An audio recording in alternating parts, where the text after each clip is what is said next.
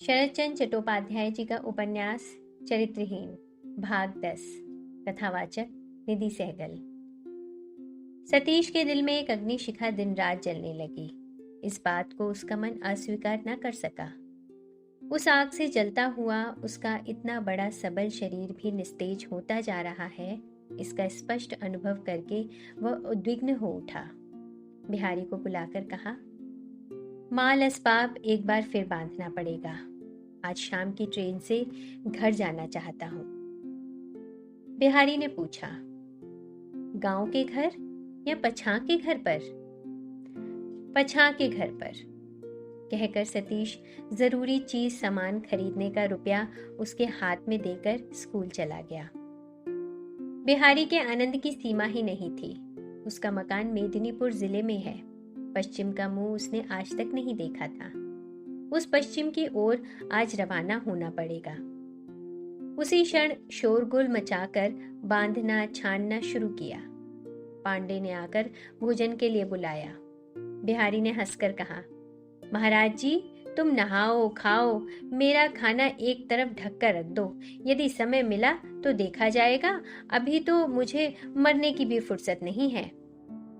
पांडे जी पहली वाली बात समझकर चले गए। बाद वाली बात समझ नहीं सके और समझने का प्रयत्न भी नहीं किया। हाथ का काम संपन्न करके बिहारी बाहर चला गया। बाजार जाना है, इसके अलावा बासा के चक्रवर्ती को समाचार देना है। सावित्री से घृणा हो गई थी। आज उसे मन में जगह नहीं दी। आज सवेरे से ही सतीश के सिर में दर्द होने लगा था। दिन में 12 बजे के बाद विधिवत ज्वर लेकर वह लौट आया। बिहारी मकान में नहीं था।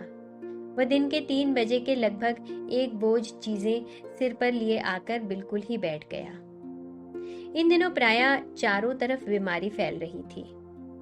ये बात याद करके सतीश भी डर गया। दूसरे दिन ज्वर और दर्द दोनों ही बढ़ गए। संध्या के बाद सतीश ने चिंतित मुंह से बिहारी से कहा, ज्वर यदि शरीर ना छोड़े तो तू अकेला सेवा कर सकेगा ना? बिहारी ने डबडबाए हुए नेत्रों से कहा, भय क्या है बाबू?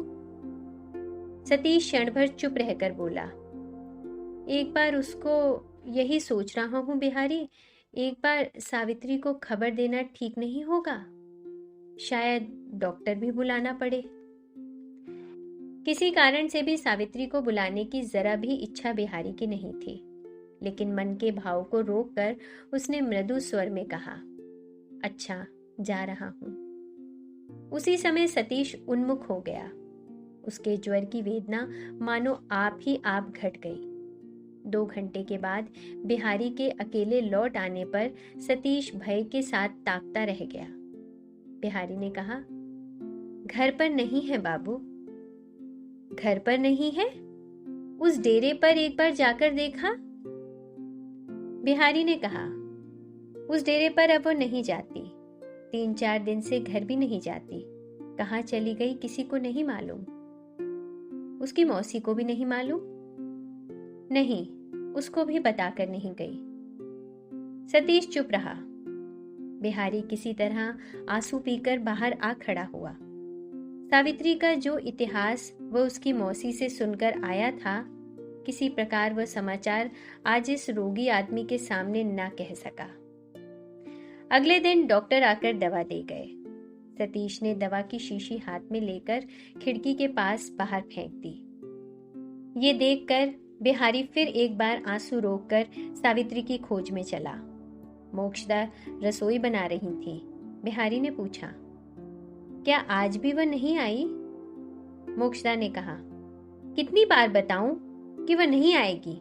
जब बुरे दिन थे तब थी मौसी, अब तो उसके अच्छे दिन हैं। डेरे पर वापस जाकर बिहारी ने बताया, आज भी सावित्री लौटकर नहीं आई। 2 दिन के बाद दवा न लेने पर भी सतीश का बुखार उतर गया। वह भात खाकर स्वस्थ होकर उठ बैठा। बिहारी से कहा, अब नहीं, आज ही रवाना होना होगा। उसी दिन सतीश कलकत्ता से चला गया। शरद चंद्र चट्टोपाध्याय जी का उपन्यास चरित्रहीन भाग 10। कथावाचक निधि सहगल।